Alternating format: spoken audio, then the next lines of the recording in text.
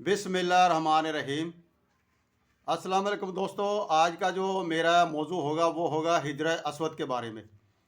हिजर Aswad की तारीख़ बताऊंगा और उसके साथ जो ज़्यादती हुई या उसकी थोड़ी सी बर्बादी मैं समझूंगा कि उसके साथ कुछ गलत भी हो गया था, तो वो मैं बताऊंगा कि वो किस तरह से किस सन में हुआ था और किस बंदे ने यह काम दिखाया था हिजर अस्वद को। सबसे पहले इसकी जो तारीख़ है, मैं हज़रत इब्राहीम अलैहिस्सलाम के दौर में जाऊंगा। मैं मुख्तसर करके बताऊंगा कि पूरी तफसील अगर मैं बताऊंगा तो तकरीबन ये 1 घंटे की वीडियो बन जाएगी।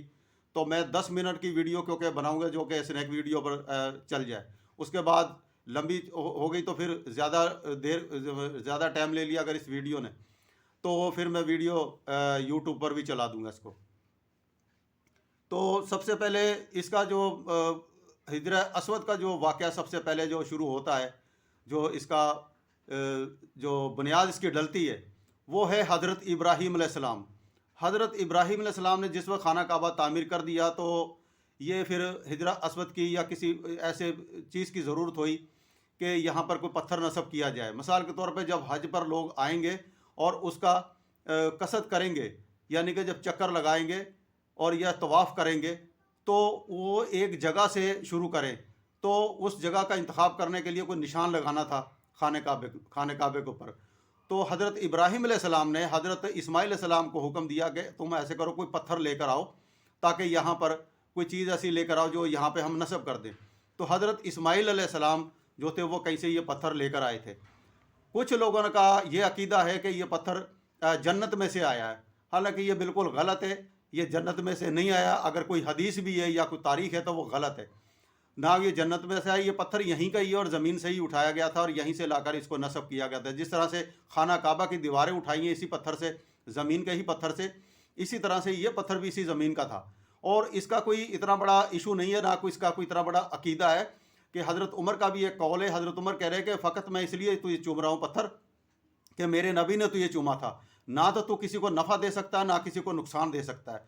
तो इस तरह से नबी करीम ने चूमा था किसी वजह से कि कबीलों की जंग ख़त्म कर दी थी और 12 कबीले जो थे वो आपस में सुलह हो गई थी इनकी कि पत्थर नस्ब कौन करेगा। इस तरह से आप सल्लल्लाहु अलैहि वसल्लम ने इसको एक ही चादर में रख कर और अपने हाथों से उस पत्थर को रख दिया था।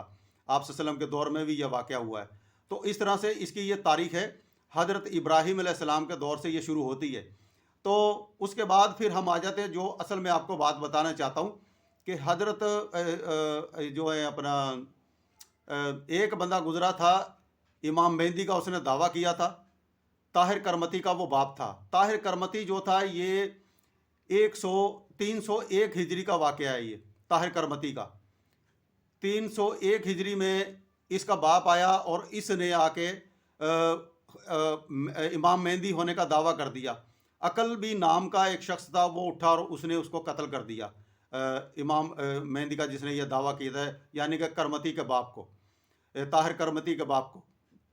ये वाक़या उसके बाद जब इसको कत्ल कर दिया इसके बाप को, तो उसके बाद इसके बेटे ने जो ताहिर करमती था, इसने भी दावा यही कर दिया कि मैं भी इमाम मेहदी हूँ, अब मुझे भी मानो।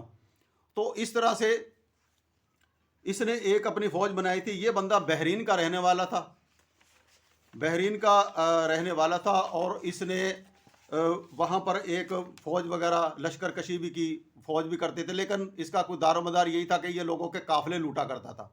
डाकू था या ये काफ़िले लूटा करता, काम इसका यही था। तो इसने सबसे पहले जो मक्के में जो काफ़िले आते थे हाजियों के, तो हाजियों के ये काफ़िले लूटा करता था और इसने फिर सबसे पहला जो काफ़िला लूटा था उसमें 1000 हाजियों का कत्लेआम इसने कर दिया, जिसकी वजह से दूसरे साल हाजी नहीं आए हज पर। जिस बिना पर उसके बाद फिर इसने 317 हिजरी को इसने दोबारा फिर हमला किया और ये हमला बहुत ही ख़तरनाक किस्म का हमला था।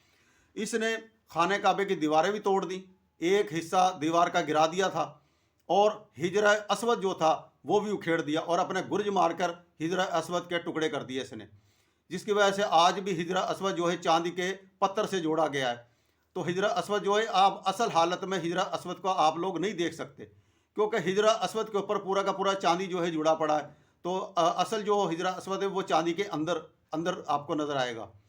تو اس طرح سے اس بندے نے خانہ کعبے کی دیواریں توڑی اور ہجرہ اسود کی بے حرمتی کری، اور اسے اٹھا کر وہ اونٹ پر لاد کر یہ وہاں پر اپنے علاقے میں لے گیا۔ الحجرہ اس کا جو علاقہ تھا، الحجرہ مرکز تھا جہاں پر اس نے اپنا کوئی محل وغیرہ بنایا ہوا تھا۔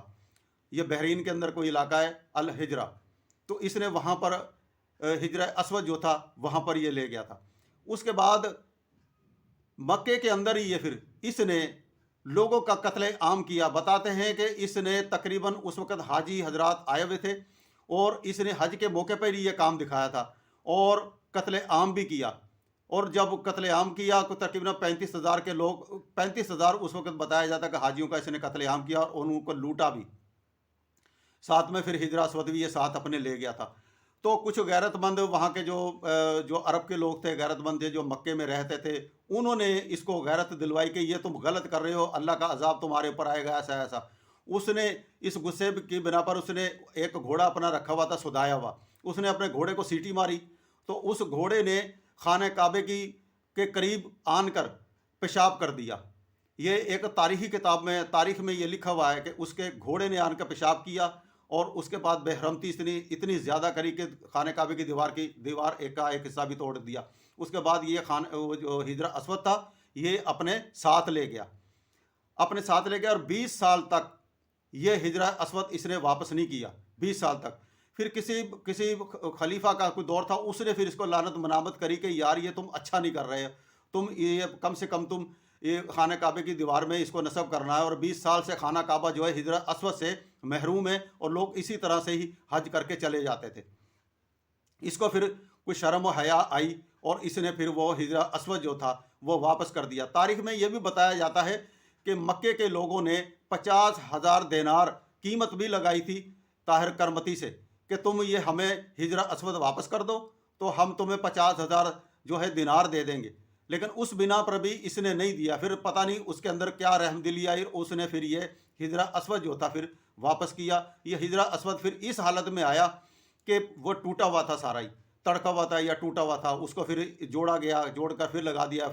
پھر جب مکے کی یہ حکومت آئی عربوں کی تو پھر عربوں نے پھر اس کے اوپر جو تھا چاندی کا پتھر چڑھا کر یہ پھر اس کو جوڑا، پھر اس کو نصب کر دیا گیا اس جگہ پر۔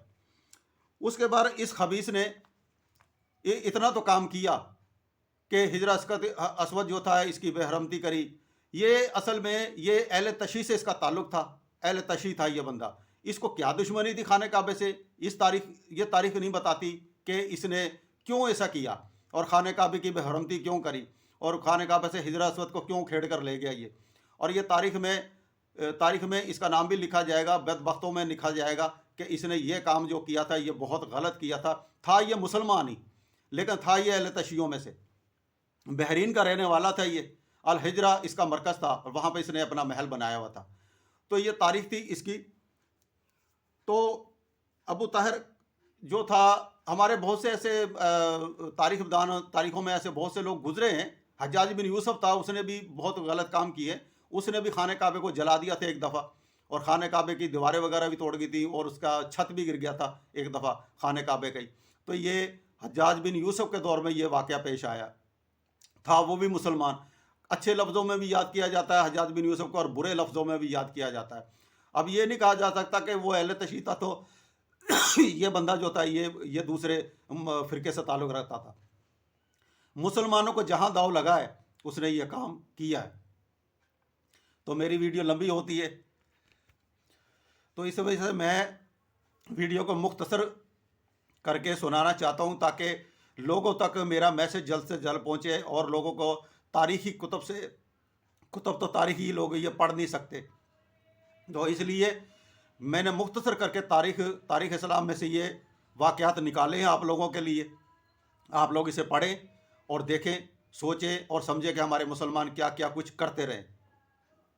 اور یہ جو پتھر کا دوبارہ آنا تھا اور خانہ کعبے میں جو دوبارہ 20 سال کے بعد دوبارہ پتھر ہجرہ اسود نصب ہوا تھا، 339 ہجری کو یہ نصب کیا گیا تھا پتھر۔ تو اس طرح سے ویڈیو میری جو ہے میں اپنے دوستوں سے یہ کہتا ہوں، گزارش کرتا ہوں کہ میری ویڈیو شیئر کرا کریں، دوستوں تک پہنچایا کریں، کیونکہ ویڈیو جو تاریخی کتب سے یا قرآن پاک سے میں آیات نکالتا ہوں، اس میں بہت محنت لگتی ہے، پھر جا کر ایک لیکچر بنتا ہے۔ تو یہ کوئی اتنا آسان نہیں ہے کہ کوئی بندہ لیکچر بنا دے یا ویڈیو بنا دے، یا میں اسنیک ویڈیو پر یا یوٹیوب پر جو ویڈیو چلاتا ہوں تو وہ بہت آسانی سے بن جاتی ہیں۔ ایک ویڈیو کو بنانے میں بہت ٹائم لگتا ہے، اور ایک لیکچر تیار کرنے میں مجھے 3-4 دن لگ جاتے ہیں، اس کی تاریخوں کو کھولنے میں، اس کے اندر سے مواد نکالنے میں۔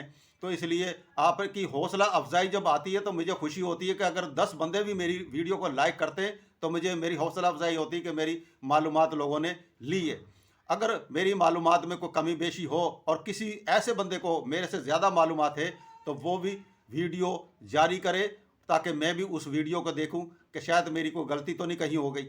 تو اس طرح سے میں ویڈیو کو ختم کرتا ہوں۔ اللہ حافظ۔